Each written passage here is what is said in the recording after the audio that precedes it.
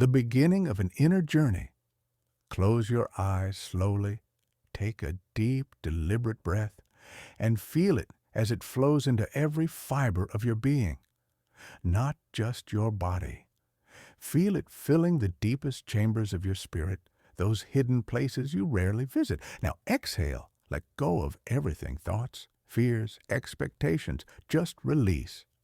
In this stillness, in this fragile silence that envelops you, ask yourself a question few dare to ask, and even fewer dare to answer honestly. What is the soul? This question is simple in its form, yet infinitely complex in its essence. Because the soul is not just a word or an idea. It is a living experience, a presence, a vibration within and beyond you. It is not what religions tell you it is. It is not a doctrine or a dogma. It is what you feel in the depths of your being, alone, silent, looking into the vast, endless void of your own existence.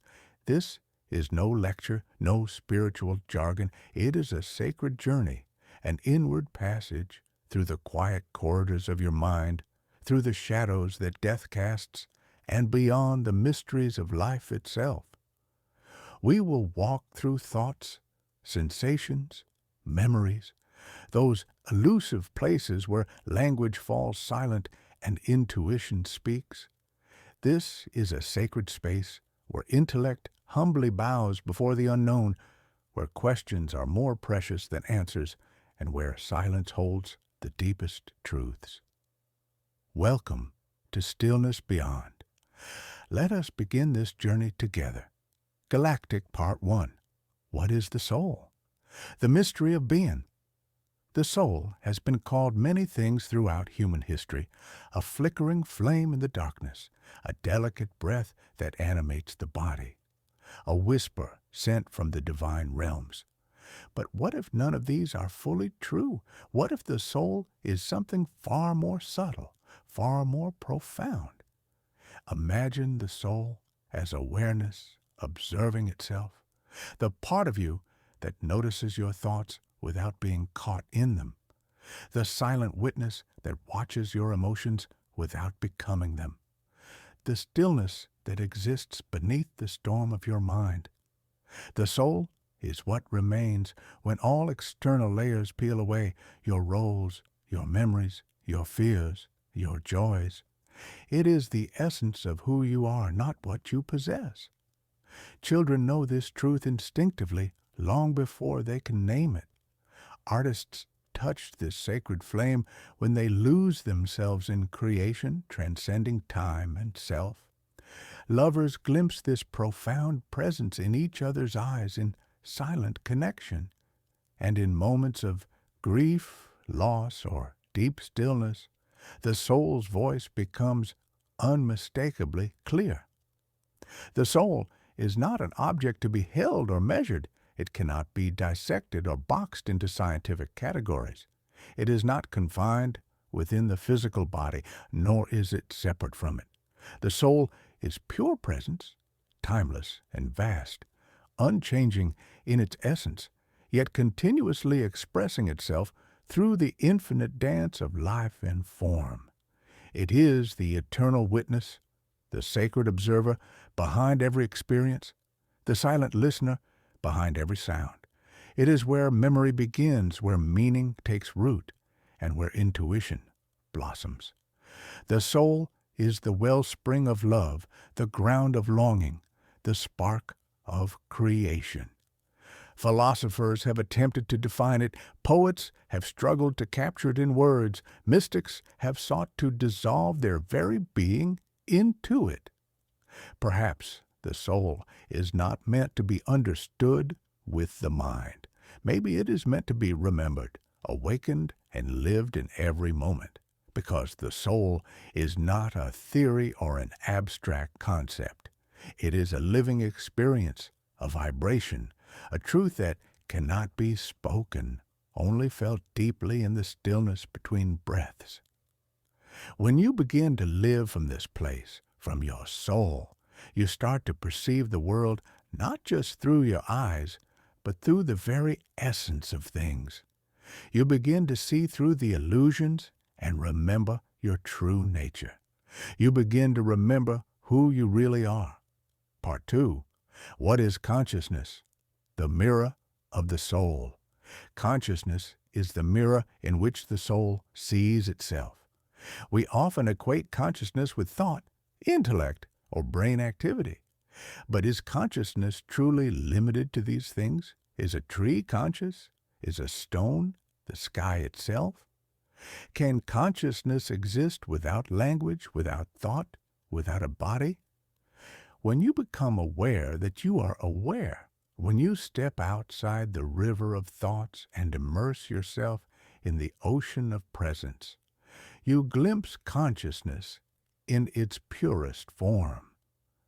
Consciousness is not produced by the brain. It flows through the brain, much like light passing through stained glass, coloring and shaping what it illuminates.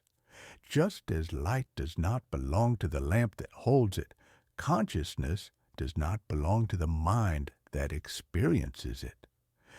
There are many layers and expressions of consciousness. The quiet awareness of a sleeping cat, the curious attention of a child learning to walk, the intense focus of a scientist deep in research, the boundless openness of a monk immersed in meditation. But beneath these states lies the vast field of consciousness itself, the unchanging backdrop on which all experiences appear. Thoughts come and go, emotions rise and fall. Yet the space in which they arise remains untouched, ever present. When you say, I am, before any thought or label attaches itself, that is pure consciousness, undivided, timeless, unchanging. You cannot touch it, but you are it. You cannot see it, but without it, nothing can be seen. Every insight, every quiet moment, every whisper from the soul emerges within this consciousness. And as you dive deeper, you begin to wonder, is consciousness inside us? Or are we inside consciousness itself? Part 3. What is death? The ultimate mystery. Death is the great unknown, the final frontier that every living being must cross. Or maybe it is not an end at all, but a threshold, a door opening into another reality. We fear death because we fear losing ourselves, our identity, our memories, our sense of being. But what if the self we fear to lose was never truly ours to begin with? The body decays, the mind ceases its chatter, but the awareness behind the mind, does it disappear? Or does it transcend, transform, and return to its source? Those who have glimpsed the edge of death often speak of light, not harsh or blinding, but warm and inviting. They speak of peace deeper than any they have known in life, of a profound oneness with all that is. What if death is not a final stop, but a shift in consciousness? Not a wall, but a veil to be gently lifted. Perhaps we do not journey to a distant place. Perhaps death is simply waking up from a dream, the dream of separation in time we call life. And maybe life and death are not enemies, but dance partners in an eternal rhythm. We think of death as the end of time. But what if it is the return to timelessness itself? In the quietest moments of meditation, in the depths of grief, in the silence after loss, there is a death of sorts. And yet, something remains. Something watches. That watcher may be the soul, and death, perhaps, is the soul's return home. To die might mean to dissolve back into the infinite ocean from which all life emerges, to reunite with the source that birthed the soul itself. If this is true, death is not to be feared or resisted. It is to be approached with awe, reverence, and wonder, because perhaps nothing ever truly ends. Everything changes, everything flows, but nothing is ever lost. Part 4. What is the infinite, the boundless mystery? The infinite cannot be seen or touched, nor can it be fully grasped by the mind. Yet it can be felt in moments of awe, of overwhelming love, of profound silence. The infinite is not far away, not in some distant galaxy, nor in a far-off heaven. It is here, now, always. When you close your eyes and dive deep into the vastness within, you touch the infinite. The soul is not contained in the body. The body lives within the soul, and the soul is woven from the very fabric of the infinite itself. There is no beginning, no end, only endless unfolding, only eternal remembering. Time is but a ripple on the surface of a vast ocean. Eternity is the depth beneath those ripples. To live from the soul is to live aligned with the infinite, to surrender control and trust the current of life itself. And when we do, life ceases to be something we merely survive. It becomes a sacred experience to be fully lived. The infinite is not beyond the stars. It is beneath your skin, in your breath, in the silence between your thoughts. It speaks through the quiet moments that take your breath away, and through the chaos that reminds you of your aliveness. The infinite moves in stillness. It does not chase or grasp. It simply is. It is what you were before birth and what you will be after the final breath. And in the end, perhaps there is no end, only return, only merging, only love. Closing, an invitation to remember. So, what is the soul? Is it a spark of divine light? A dream nested within a dream? A timeless traveler weaving through countless lifetimes? Is it the breath of eternity? The mirror reflecting the infinite? The echo of the primordial silence before creation? Maybe it is all of these. Maybe it is none.